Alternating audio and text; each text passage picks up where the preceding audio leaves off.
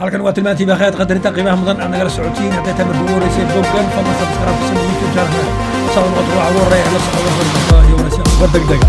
dowladda Soomaaliya ayaa u diiday diyaaradda Ethiopian Airlines inay duulimaad aan la qorsheynin oo aan fasax loo hayn inay ku soo gasho hawada Soomaaliya ila wareegta ayaa sheegay in Soomaaliya ay si kooban u hakisay dhammaan duulimaadyadii diyaaradaha Ethiopian Airlines ee soo galiyay Soomaaliya maanta oo bishu tahay 17 bishii koowaad sanadka 2024 wararka ayaa sheegay in diyaaraddaasi loo diiday inay soo gasho hawada Soomaaliya ay waday madax sare oo dalka Ethiopia ka socotay oo u socday magaalada Hargeysa diyaaradda ayaa falaad nambarkeedu wuxuu ahaa ETA372 diyaaradda ayaa waxay ka soo kacday saaka 8 barkii subaxnimo magaalada Addis Ababa iyadoo markaa ku sii jeeday magaalada Hargeysa ee maamulka Somaliland wararka ayaa sheegay in xalay ay soo galeen ciidamo ilaalaha oo loogu talagalay inay ilaaliyaan madaxdaas sare ee ka socotay dalka Ethiopia ee maanta ay ahayd qorshuhu inay yimaadaan magaalada Hargeysa ee maamulka Somaliland halkaas oo ay kula kulmi lahaayeen madaxda ugu sarreysa Somaliland laakiin markii diyaaradda aynan iyadoon ogolaansho ka helin dalka Soomaaliya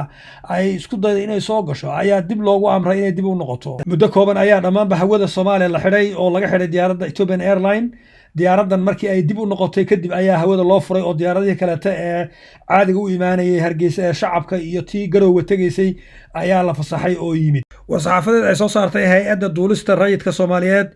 ayaa waxay sheegayaan inay maanta oo taariikhdu tahay 17 bishii koowaad 2024 hawada Jamhuuriyadda Soomaaliya ay ka celisay diyaarad ay leedahay shirkadda Ethiopian Airlines nooceedu yahay -8 Q400 flight number ET8372 kuna socotay Hargeysa kadib markii ay caddaatay inaysan diyaaraddaasi haysanin wax fasaxa oo ay ku isticmaasho hawada Soomaaliya sida waafaqsan shuruucda caalamiga ah ee hawada rules of the air iyo kuwa Soomaaliya ee SOMCARE duulimaadyadu waa inay fasax ruqsad ka haystaan wadamada ay hawadooda marayaan iyo kuwa ay ku degayaan ka hor inta aanay soo duulin period to departure hay'adda duulista rayidka Soomaaliyeed waxay caddaynaysaa in aanay ogolaan doonin in diyaarad aan ruqsad haysanin soo gasho dhammaan xuduudaha hawo ee wadanka iyadoo ilaalinaysa nidaamka iyo wada shaqaynta dhow ee ka dhaxaysa dhigeeda iyo adduunkaba hay'adda waxa ay caddaynaysaa in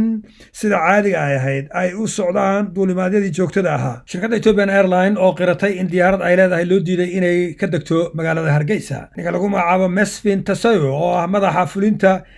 shirkadda Ethiopian Airlines ayaa sheegay oo xaqiijiyay in diyaaradooda la soo celiyay maanta oo ay Soomaaliya soo celisay arrintan ayaa cirka isku sii shaleelaysa muranka u dhaxeeya Soomaaliya iyo Ethiopia taas oo ka dhashay saxiixii ay wada galeen maamulka Muuse Biixi iyo dowladda Ethiopia ee ahaa inay Ethiopia dekad qaadanay la siinayo Ethiopia ay ugu bedeli doonto inay saami laga siiyo Ethiopian Airlines iyo in aqoonsi kala shaqeynayso siday Somaliland u heli lahayd isla markaasina marka lagu wareejiyo dhulka ciidamadooduna degaan dekadana lagu wareejiyo kadib ay sheegi doonaan mowqifkooda ku aadan inay aqoonsan doonaan Somaliland arrintan ayaa ilaa hadda cakran berito waxaa shir ka jira IGAD oo ku kulmayaan Uganda shirkaas waxaan ka soo qayb galan Ethiopia oo ka cudur daarato inaan waqti u hayn oo mashquul yihiin ay sheegeen waxaa kaloo iyadana maanta wada hadallo ay u socdaan ururka jaamacadda carabta oo visual aaladda fog ku wada hadli doona iyagana warbixin soo saari doonaan waxaa kaloo iyadana xalay hadlay oo Washington DC ka hadlay Mareykanka oo sheegay inay aad uga warwarsan yihiin xaaladda cakiran iyo heshiiskaasi ay kala sixdeen Somaliland iyo Ethiopia iyagoo sheegay inay adeegsan doonaan wadamada ay saaxiibada yihiin dariska sidii heshiiskaasi loo kansali lahaa iyagoo markaa ka walwalay in ay ka dhalan doonto argagixiso iyo nabad la'aan dhammaan geeska Afrika Mareykanka oo markaasi mar horena sheegay inay garab taagan yihiin wadajirka iyo midnimada qarannimada dalka Soomaaliya ayaa haddana ku celiyay warbixintan oo ay soo saareen aan iyadana codkeeda idin soo geliyo si aad u dhegeysatiin warbixintii xalay ay Mareykanku sii Ethiopia and Somaliland were certainly troubled now by what's reportedly included in a memorandum of understanding between Ethiopia and Somaliland. As we've said many times, we support Somalia's sovereignty, their territorial integrity, and it's got to be respected. So we're engaging with partners in the region. We certainly welcome efforts by the African Union and the Intergovernmental Authority on Development, otherwise known as IGAD, to help lessen the tensions. What we're particularly concerned about is that this MOU, recently now inked between Ethiopia and Somaliland, threatens to disrupt the fight that Somalis, Africans, and regional international partners, including us,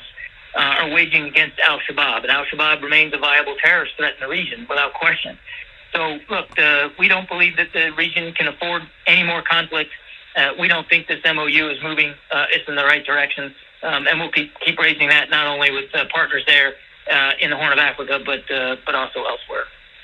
So just to press you on, is that a threat to U.S. national security then, this possibility that Shabaab may rise? It certainly could directly impact national security interest in the region, without question, because we hold al-Shabaab as a continued foreign terrorist organization, continued dangerous threat to our interest and the interest of our partners. So there could be a U.S. national security threat posed by the language in this MOU, which is why we're deeply concerned about it. Thank you. kaasi wuxuu ahaa madaxa warfaafinta guddiga amniga qaranka Mareykanka John Kirby.